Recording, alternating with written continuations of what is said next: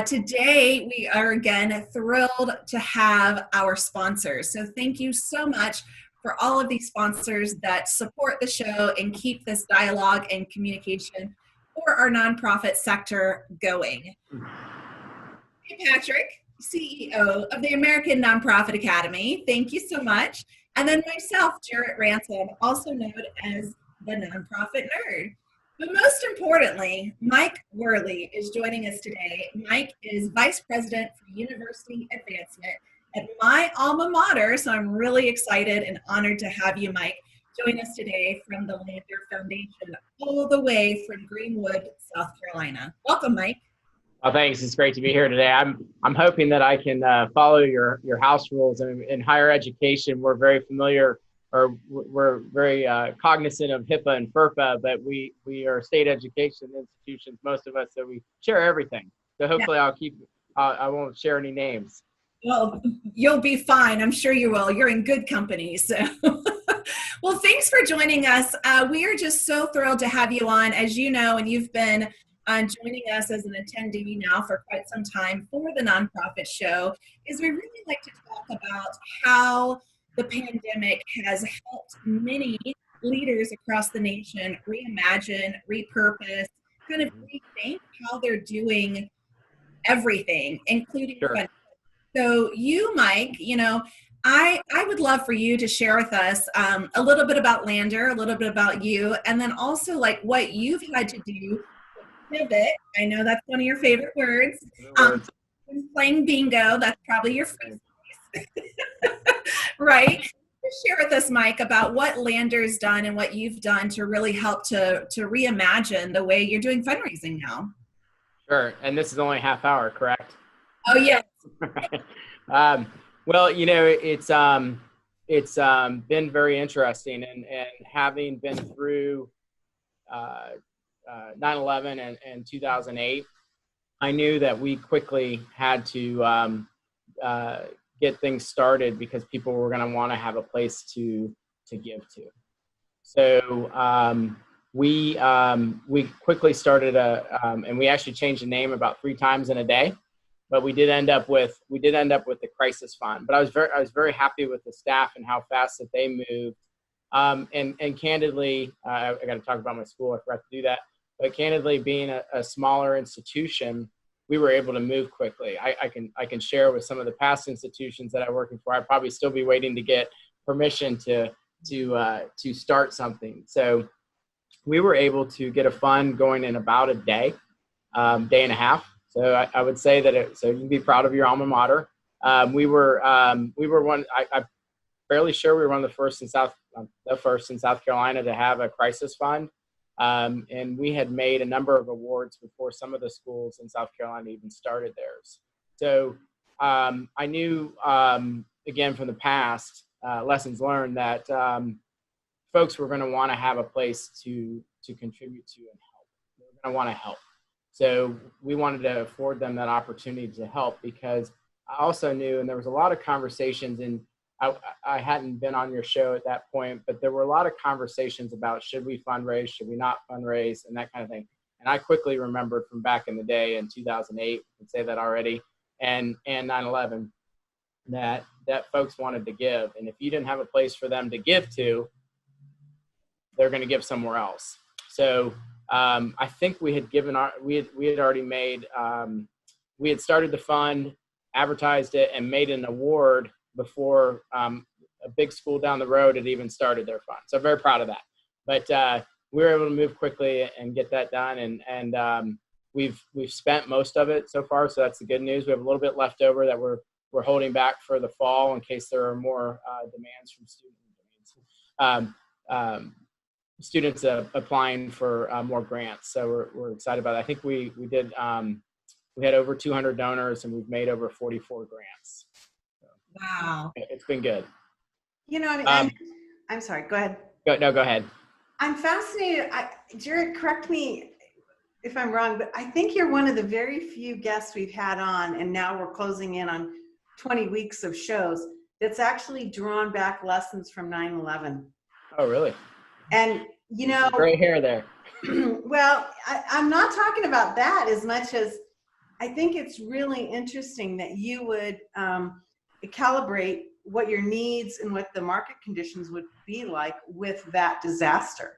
Because that's something, Jared, do you think that's right? I mean, I agree. I don't think that many fundraisers in particular have brought that up, professional fundraisers. And I just love the foresight, right? And I too, actually, I started my business, Mike, in 2009 due to a reduction in force. I actually was working in Spartanburg during 9/11. So I was at a school, small school, junior college school in Spartanburg, working. So it was, I wasn't necessarily in the fundraising component or capacity of that. For you to have that foresight and then to say, okay, here's what really trended in those times, and this is what I believe an educated, guess is what we need to prepare for. Mike, I'm curious because as a alum of the school and a donor of the school, I get all of the the letters and the requests and the solicitations, and I'm really kept up to speed on what's going on at Lander. So tell us a little bit about some of your international students and what the school might have, done to help and support these students, and maybe did the crisis fund go for that? Sure. So we have a long tradition of recruiting soccer players and tennis players from internationally. And we also have a really wonderful program called the Mafuka Scholars here, which recruits students from Africa and Zimbabwe specifically. And then we have others. But we wanted to make a place for them to be able to stay because many of them shared concerns quickly and right away that if they were worried if they returned home that they would not be able to return back. And so we made provisions for them to be able to stay. And I don't know the exact answers that, we've been, when I walked my dog this morning, it feels like it was 2 weeks ago. So we continuously move fast. And I don't remember if all the kids stayed, but I believe they did. I believe 100% of them stayed, just because they didn't, like I said, they were worried about going home. And we've provided, I know for some of them, we've provided some financial aid for them to be able to stay.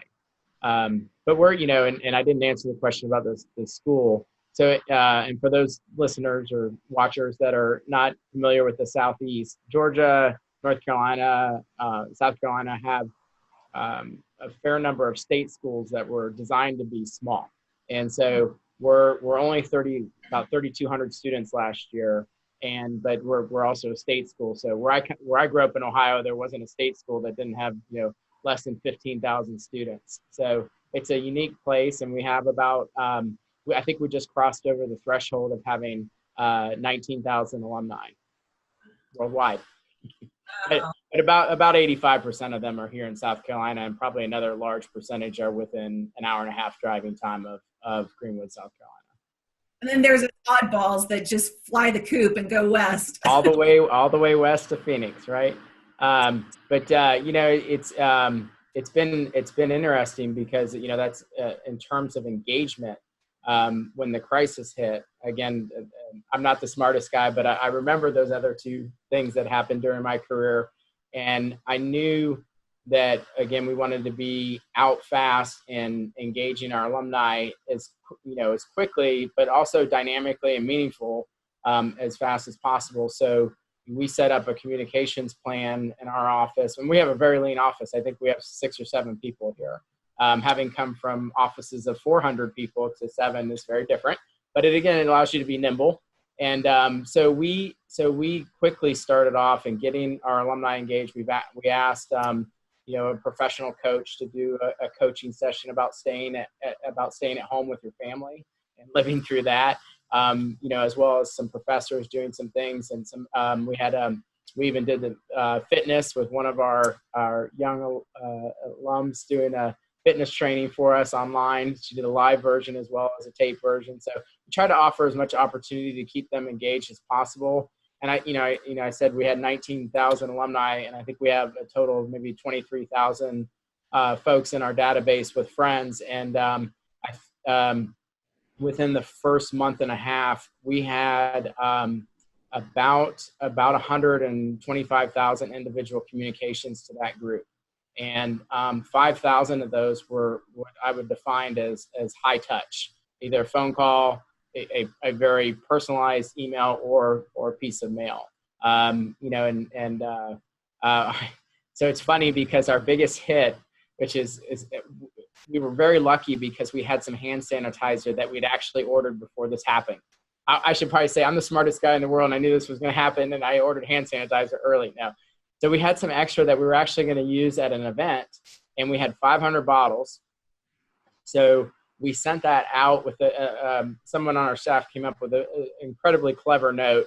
I can't remember what it says, darn it, but it was a really cute note. Send out the sanitizer. I got more feedback. I think I got 500 responses. I mean, I got more feedback in email and mail and phone calls from that mailing than anything I've ever done. And that was, again, just, it was lucky that we had that, and it had a Bearcat on it. I sent you one, Jared. Did you not get it? I just sent it recently. It's probably out in the mail. I don't remember hand sanitizer. You should. If you don't have it, it should be coming any day. Okay. Promise. Checks in the mail. Checks in the mail. So, Mike, what I hear you saying is that a lot of these engagement pieces were not asks. Is that correct? No. Sorry, go ahead. No. I mean, yeah. I'm fascinated by that. By purpose, they were obviously just, we really wanted, other than the crisis fund, we did ask for that, and we wanted to keep our focus on the crisis fund. And, but everything else was meant to be meaningful engagement. So, just not for the sake of communicating. I told the staff, I want it to be dynamic, and I wanted to, that you're going to read it if you get it at home. So you have one, it's a small, state university. You have a small fundraising development team. You really, my assumption is you also kind of have limited resources. You don't have, kind of full infinity expense line. But you've really done a great job at cultivating and stewarding. What have been some of your best practices that maybe you didn't do previously to COVID? Like what has really proven to be successful and to show some really good cultivation during this time? Sure. So that's a twofold answer, and one that, as you know, Jarrett, we were a little sleepy. So when I arrived, and we really focused on fundraising. Reinventing the annual fund to major gift work to planned giving work. I think so it was really focused on that, but then the COVID piece certainly brought out the communication piece, and we hadn't done that previously, and it was on the plan, but it certainly got moved to the front burner. But the interesting thing when I started, I had a lot of folks talk to me. Greenwood's a unique place in that we have a lot of companies around here, and I had a lot of people knocking on my door and asking me if I'm going to go visit this company or that company, so I got very everybody on my staff got very familiar with the Giving USA pie, so I'm trying to build a culture of philanthropy here, but one of the things I shared with everybody, I said, if you go back to 1972, since they've been tracking this information, roughly 90% of the donors are individuals, and we have a very, very lean staff, very, very small staff, and trying to keep focused on those major gifts and on the planned gifts and the annual fund too. I mean, there wasn't a really strong effort on the annual fund previously. So we had to get some money across the transom to support the other things that, as you mentioned, that we didn't have. But you're always so quick to mobilize. And I guess, what I've heard you say is you give credit to that big teams where, even some of these larger universities that surround you weren't able to implement something like the crisis as quickly as you have.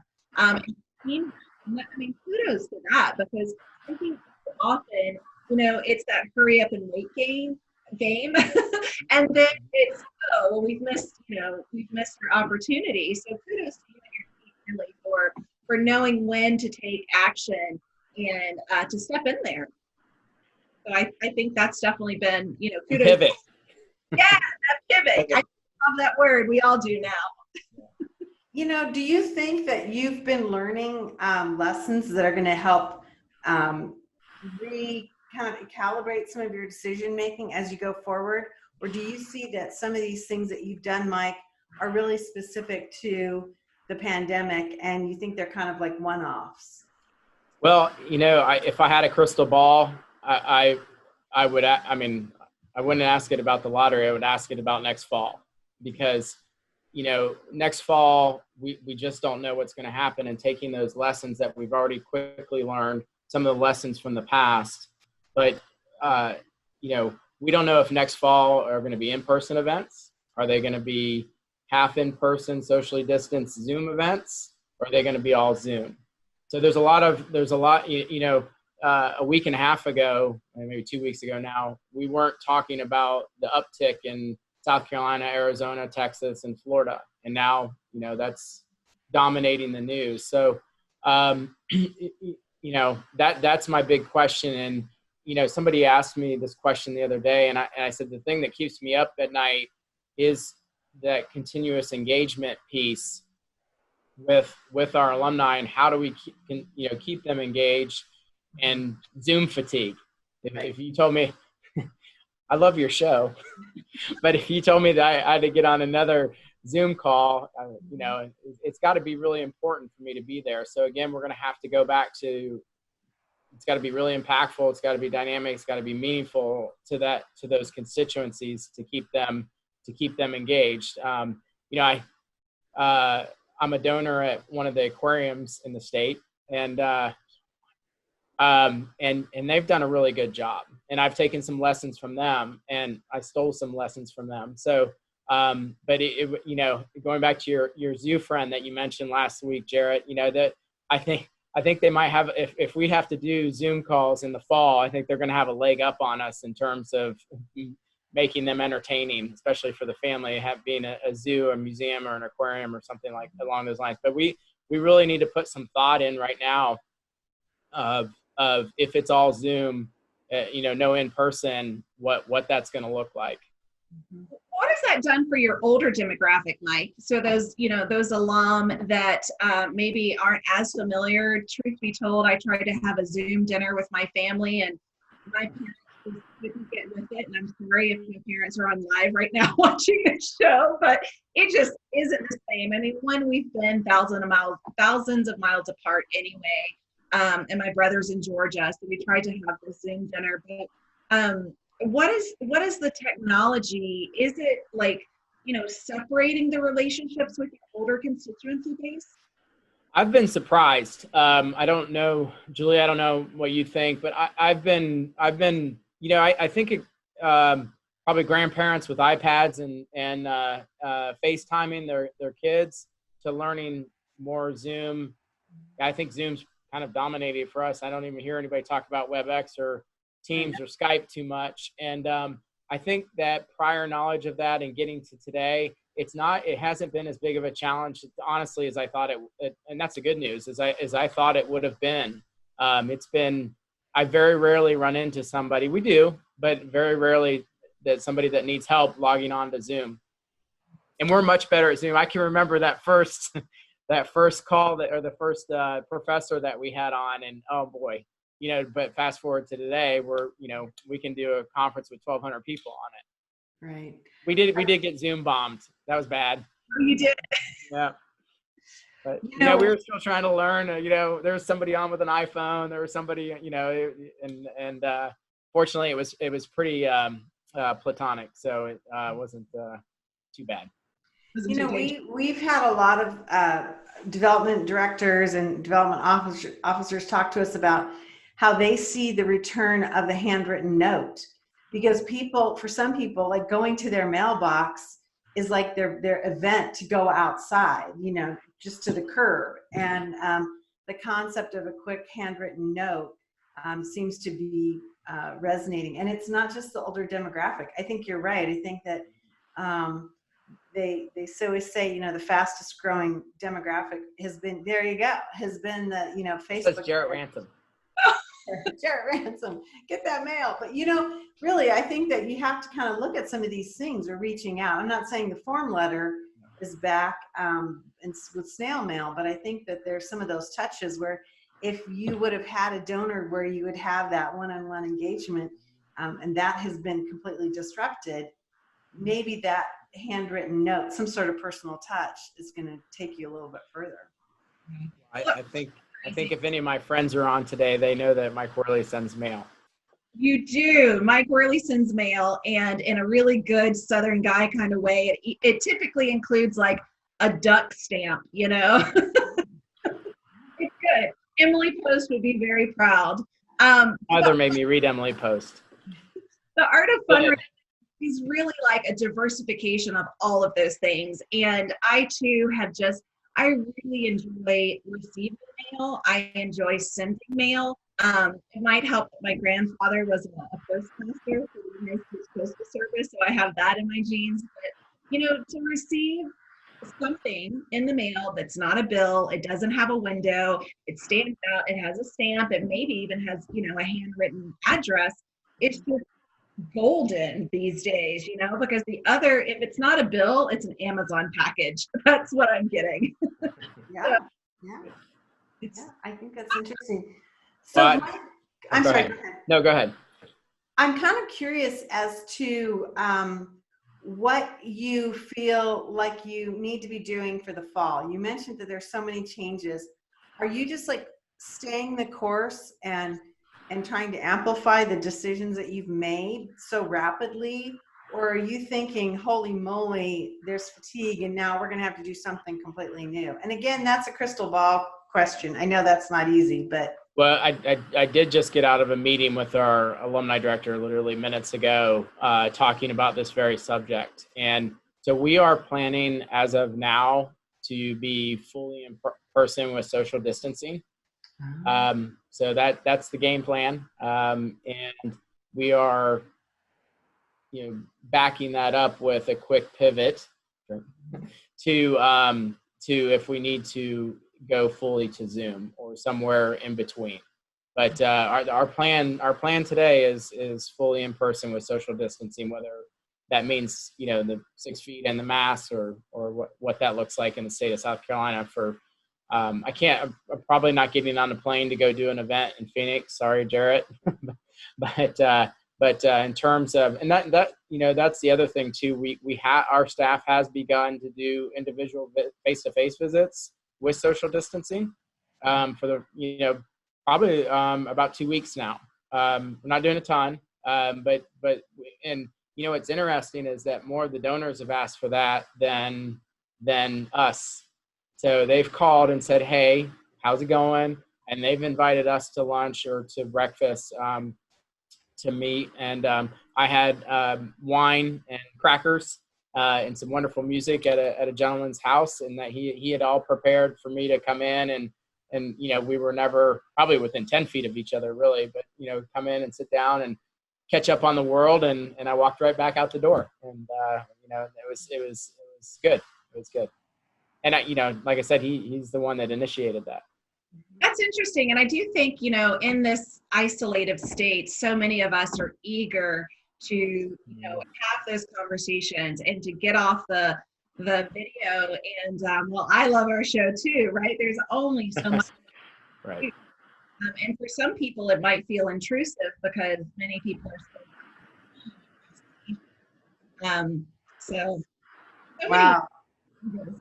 I know I felt it the other day. I was running and I bumped into someone on the trail, and I'm sure they're probably like, there's Chatty Cathy on the trail. I said, how's it going? What are you doing?